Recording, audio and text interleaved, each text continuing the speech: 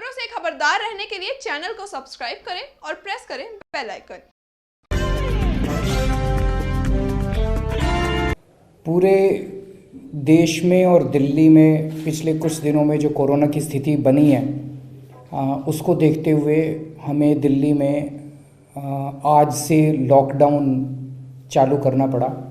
आज सुबह 6 बजे से दिल्ली में सभी गतिविधियों के ऊपर रोक लगाई गई है, केवल एसेंशियल सर्विसेज को छोड़ के।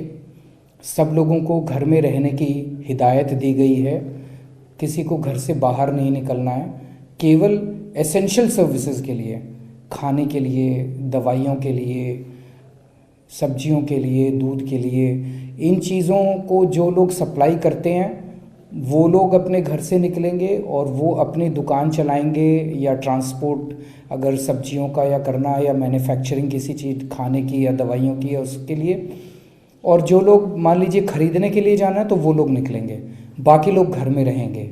ये आज सुबह 6 बजे से लागू कर दिया गया। बहुत सारे लोग इसको फॉलो कर रहे हैं, कुछ लोग हमने देखा फॉलो नहीं कर रहे हैं। उन लोगों के लिए मैं कहना चाहता हूँ कि अच्छे से समझ लें कि हमें ये क्यों करना पड़ा, हम ये क्यों कर रहे हैं। हमारी कोई इच्छा नहीं है आप सब लोगों को तकलीफ़ पहुँचाने की। ये इसलिए कर रहे हैं, आपकी सेहत के लिए कर रहे हैं, आपकी ज़िंदगी के लिए कर रहे हैं, आपके परिवार की सेहत के लिए, आपके बच्चों की सेहत के लिए कर रहे हैं, आपके बच्चों की ज़िंदगी के लिए कर रहे हैं। ये जो कोरोना वायरस है ये बड़ा ख़तरनाक वायरस है, पूरी दुनिया में फैल चुका है, पूरी दुनिया के अंदर तबाही मचा चुका है। और हम देख रहे हैं पिछले कुछ दिनों से कि किस तरह से दुनिया के कई ऐसे शहरों में, डेवलप्ड कंट्रीज़ के अंदर, जो बहुत एडवांस्ड कंट्रीज़ हैं, उन कंट्रीज़ के अंदर हज़ारों लोगों की मौत हो गई है। ये वायरस नया वायरस है, इसके बारे में बहुत कुछ हम लोगों को पता नहीं है, इसके बारे में बहुत ज़्यादा रिसर्च नहीं हुई है। इसीलिए हमारी किस्मत अच्छी है, ऊपर वाले की कृपा है कि भारत में ये वायरस थोड़ा लेट आया।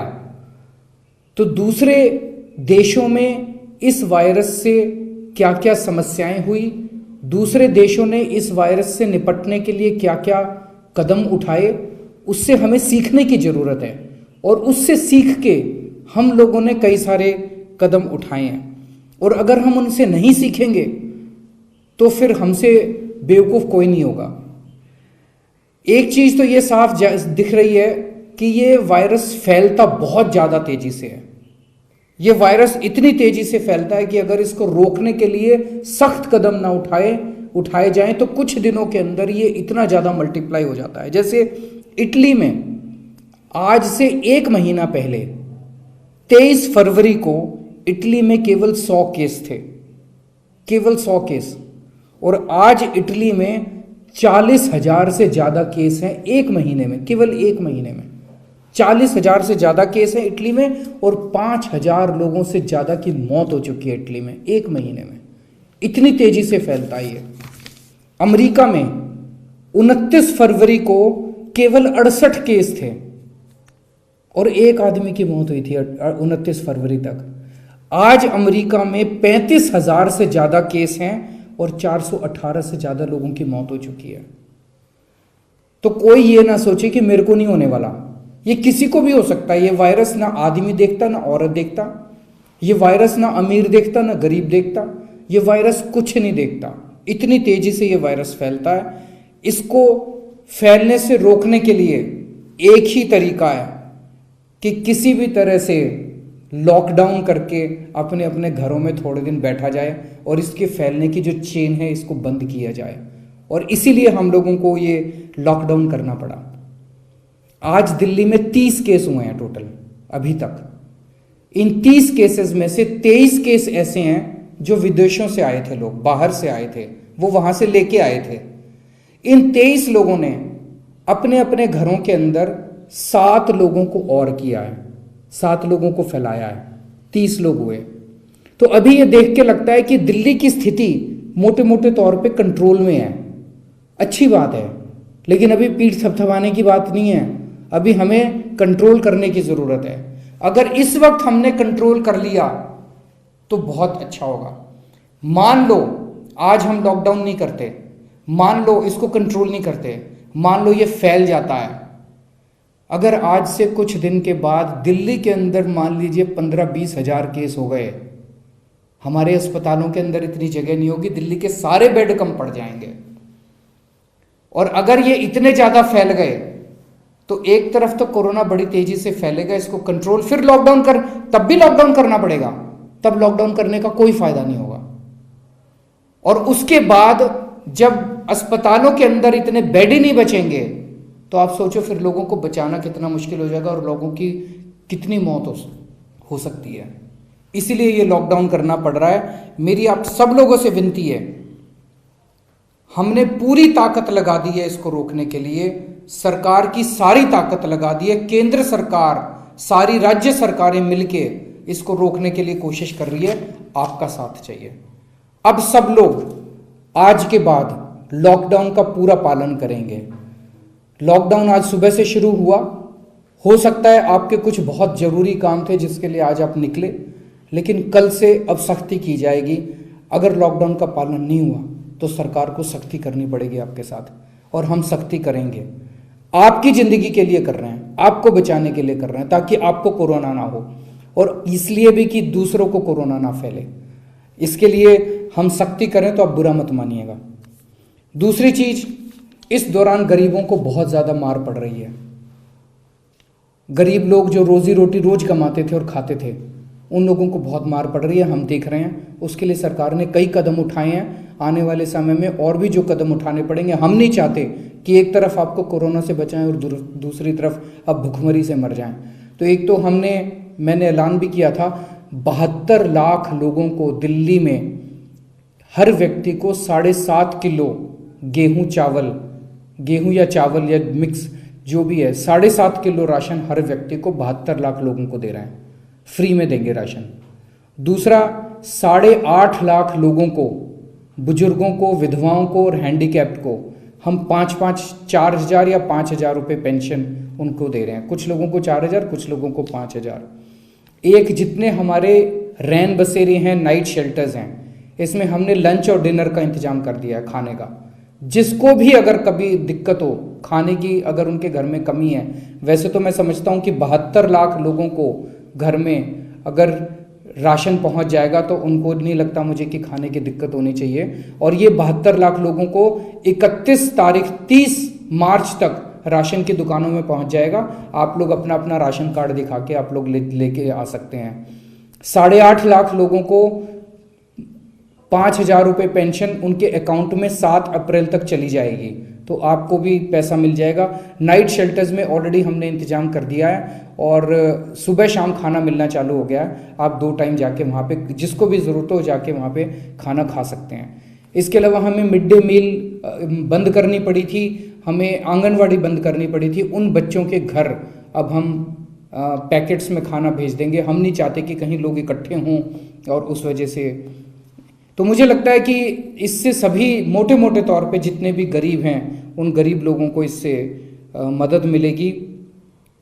कई लोगों के मेरे पास फ़ोन आ रहे हैं कि हम क्या कर सकते हैं इसमें, हम मदद करना चाहते हैं, सरकार की मदद करना चाहते हैं। हमें सबका साथ चाहिए, सब लोगों का, पूरे समाज को और पूरी सरकार को, सब लोगों को मिलकर अभी काम करना पड़ेगा।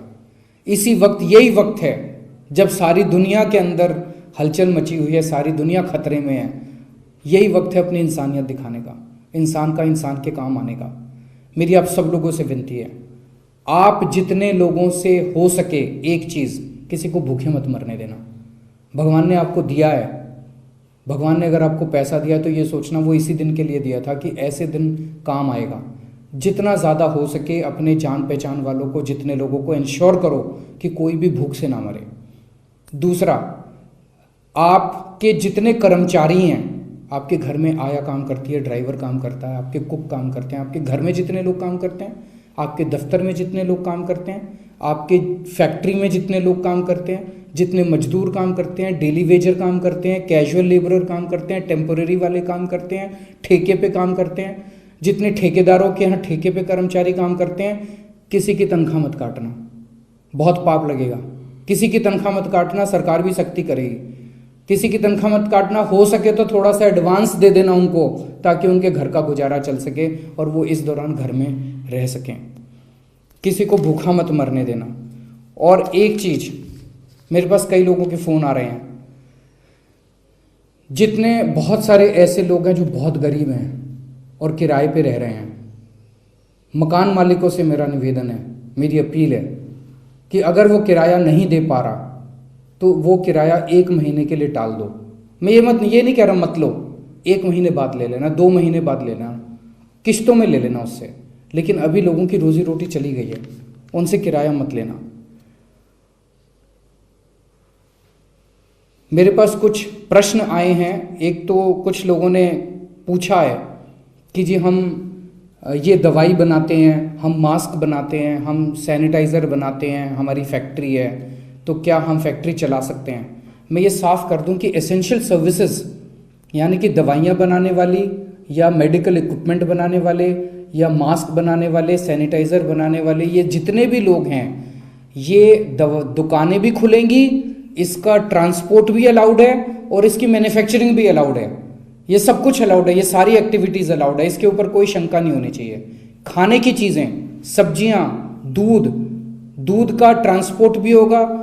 जो किसान दूध निकाल के मिल्क के प्लांट्स में ले जाते हैं, मिल्क के प्लांट्स भी चलेंगे और दूध की बिक्री भी होगी। वेजिटेबल्स हैं, सब्जियां हैं, उनकी दुकानें भी खुलेंगी, किसान सब्जियां मंडी में भी लेके जाएंगे, वहाँ से भी सब्जियां बिकेंगी। तो खाने पीने की और इसकी सारी चीज़ें जारी रहेंगी, इसके ऊपर किसी तरह की कोई शंका नहीं होनी चाहिए। एक आज हमने सुना कि कई जगह अस्पतालों में जल बोर्ड के कर्मचारियों को, बिजली के कर्मचारियों को, एसेंशियल सर्विसेज वालों को दिक्कत आई क्योंकि हमने ट्रांसपोर्ट बहुत कम कर दिया। तो मैं देखता हूँ कि अक्सर इस किस्म के कर्मचारी जो हैं वो बसों में ट्रैवल करते हैं।